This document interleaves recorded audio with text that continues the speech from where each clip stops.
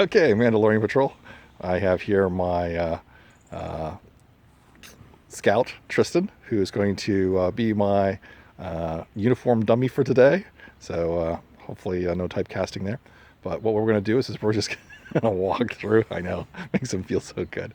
What we want to do is to help you and help your parents with understanding the Boy Scout uniform.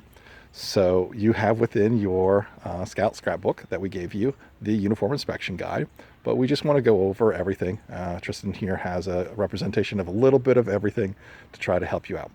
So what we're going to do first is we're going to start with the front. So for every one of you, in your upper left-hand corner of your uniform, what you should have here is the purple International Boy Scout uniform signal.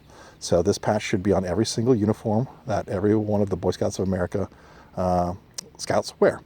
On the outside, there are optional things. So since Tristan was a Boy Scout in our centennial, he was able to acquire the Boy Scouts of America since 1910.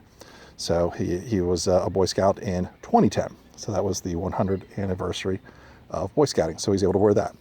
There's other ones too, like on his international uniform is the Messenger of Peace one. So that was something that they did as a special project that you could wear on there. Just below that, then you'll see two different pins here.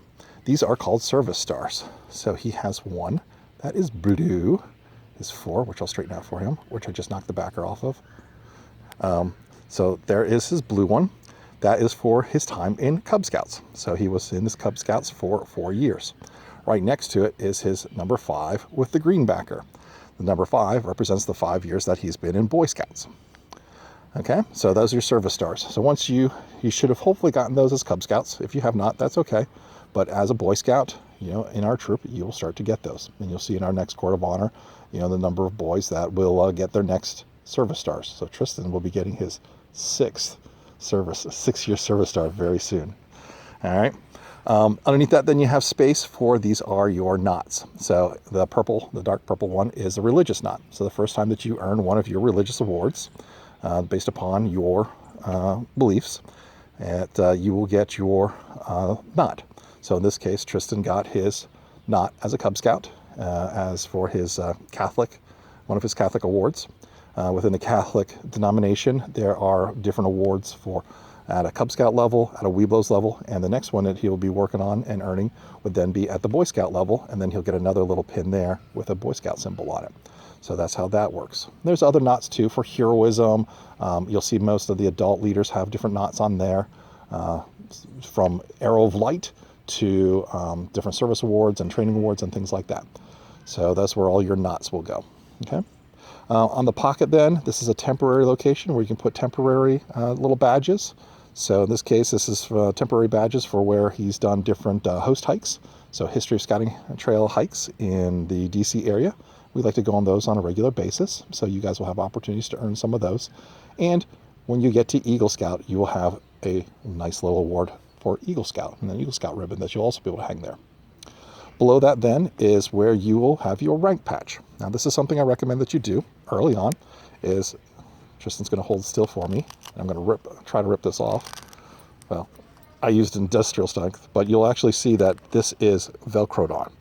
So I put the Velcro felt patch. I sewed that to his uniform, and then the plastic portion, the hook portion, I guess it's called, is what I attach then to the back of each of the rank badges. That way, every time that he changed ranks, all you have to do is take the one off and then Velcro on the next one. And it makes it very easy because sewing onto the patches are very difficult. You do not want to use badge magic because that makes a nice sticky residue on there. You don't want to have any of that. Okay. The next thing below that then is his Arrow of Light. So when he was in Cub Scouts, he completed his Arrow of Light. That is the one patch that you do get to keep on your uniform that transfers over from your Cub Scouting career to your Boy Scouting career. So make sure you get your Arrow of Light patch on there, and then this will be blank until you earn your first rank, and then you can keep adding to this. Okay, so that is on this side of the uniform. Okay, just a little note on the collars. So in this cases, we have these are just temporary adornments. So these are little pins that he gets. One that he got from Canada, from hanging out with the Canadian Scouts. The other one he got for doing some other work with the international community, doing the one Japanese festival and things like that. Okay. Let's jump to the other side. No, not all the way. We're gonna get this side first. Man, I tell you. All right. So underneath the Boy Scouts of America, you have your next pocket. This patch, you see a lot of scouts putting on their whittling chit or totem chit and stuff. That's really not technically correct. Okay, those things are temporary patches that you can put in your scrapbook or even on the back of your merit badge sash. But this pocket flap here, this is for the Order of the Arrow. So as you guys get a little bit older, as you get to first class, as you start to get camping beyond 20 nights and show that you're a really good and dedicated scout, then you have the opportunity to join the order. And their job is to do good service, encourage camping, help serve the greater scouting community as a whole. So Tristan was elected into the Order of the Arrow, and at one time was our troop Order of the Arrow representative. And so this is our patch for our lodge in the area. Okay. On the pocket, this is a temporary location. So if you have temporary patches from training events, from district camporees, in this case, Tristan went to the World Jamboree. So he has his World Scout Jamboree patch on here. So this is something that he can, change out here and there. So it's whatever you guys want. This is something for you to show off, something cool. The same thing above the Boy Scouts of America. So in this location here as well, this is also a temporary patch location. So in this case, it was, showing that he went to Iceland and did scouting there. He's had some other temporary patches up there, from Star Wars Days patches to other types of events and things like that, whatever it is. And again, it's temporary pins that he's put on his collar just to signify going to Iceland, Boy Scouts of America, and things like that. Some of those types of things that he's collected over time. Okay, so temporary patches. We're going to jump now to the shoulders. So the shoulders, you have your epaulets. So this is your green epaulet that you have here. These were provided to you when you became a Boy Scout and joined the troop. So in Cub Scouts, you have the blue. In Boy Scouts, you have the green. Now, Tristan has a little exception here. So he has here an orange one because when he went and did his training for NYLT, National Youth Leadership Training, he was part of the Orange Patrol. And so they gave him an orange epaulet there to signify that. Sometimes when you go to Boy Scout jamborees and things like that, you'll also get ones that have special printings on there. These are only supposed to stay on for like 6 months, and you're supposed to change it back to the green. So that's, again, a temporary thing. Yeah, I know yours has been on for a little more than 6. Okay. Also on the left-hand side, if you have completed your Den Chief training and worked through that to say, hey, guys, I can go off and I'm going to be able to help work with the Cub Scouts, then you can wear your cord there for the Den Chief. Den Chief is a very helpful and very important position, both within Cub Scouts and Boy Scouts. Okay. And now below that, this is where you have your National Capital Area Council patch. So there's a number of different ones out there. You can get them at the Scout Shop, but that's again one of your basic patches that you want to pick up yourself. There's a lot of varieties out there. Every year they have a fund drive for scouting, and when if you donate a certain amount for Friends of Scouting, you can get certain patches. So this was a cool STEM one that Tristan picked up at that time. Below your National Capital Area Council, this is where you're going to then apply your Troop 501 patch.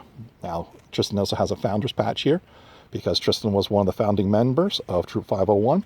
So it'll be the founding patch. If you are a founding member, then your 501 patch. And then below this is your training patch. So once you if you go through one of our training classes to understand leadership within the troop, you can get your train patch there. Tristan then went on and did his National Youth Leadership Training. So he got his NYLT patch. And the next one after that would be NAIL. So that would be going out to Philmont for a week or two and doing another one. And I think at the venturing level, there's Kodiak and there's a whole bunch of different ones like that. But that shows your leadership level. Within our unit, any boy that has a red train patch means that he's completed his training for the leadership. If it's a green one, that means he's completed his training and he's also demonstrated that he has passed first class and he is capable of signing off on your requirements to first class. So you either need a scoutmaster, an assistant scoutmaster in our troop, or somebody with a green train patch, either NYLT or trained, to sign off on your requirements. Mom and dad can't sign off on your requirements. No other scouts can sign off on your requirements. No other adults can sign off on your requirements other than scoutmaster, assistant scoutmasters, and scouts with the green. Okay. Below that then is going to be your position. So within the troop, we have a whole bunch of different positions. So in this case, Tristan is currently the librarian. So you can be your patrol leader, assistant patrol leader, your senior patrol leader, your ASPL, your ASPL, historian. There's a whole number of different positions in which you can help serve to make your troop better and stronger and give back to the boys. Okay. Rotate 180 degrees around. Let me see your other shoulder. All right. So now on your other shoulder, this is where we also have some basic stuff. Okay. So on here, this is your American flag. That's, again, part of your basic uniform that every scout should have. And then right underneath that is your patrol patch. So Tristan is a member of the Emerald Dragons, right? Yes, Emerald Dragons. Still. All right, so Emerald Dragons from way back in the beginning. All right, that is their patch that they chose. That's what he's been his going on 6 years of scouting now. You guys will be the Mandalorian Patrol, so your Mandalorian Patrol patch will be going right there to recognize that. Okay. Tristan's also a member of some other patrols, so he had a STEM Patrol patch on here once upon a time. He's also a youth ambassador to the Boy Scouts of America here in the DC area. And every year we try to get our Journey of Excellence. So that's just a standard that we hold up. It's a little grading system for evaluating our troop. And you get gold, silver, and bronze levels, just like in the Olympics, and we always strive to be a gold level unit. So 2018 we were gold, 2019 we were gold. So at our next Court of Honor, all the scouts that were members back in 2019 will get their new Journey to Excellent Gold Unit Awards that they can change out on their uniforms. Okay. The last piece, face me again please, is going to be your neckerchief. Okay. So your neckerchief is, we have the black necker. All right. Tristan is doing his with the International Scout Knot, Friendship Knot, right? Okay.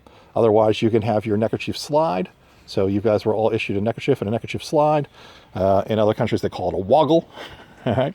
But we want to make sure that you have your neckerchief on, ideally your slide on, because it just looks sharper and we all look the same. And then spin around for me 180 degrees facing the back. So the basic, black and silver.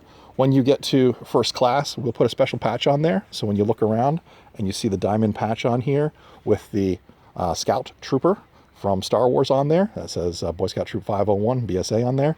When you see that patch on there, you'll know that that scout has earned first class. And so that's somebody that can help you.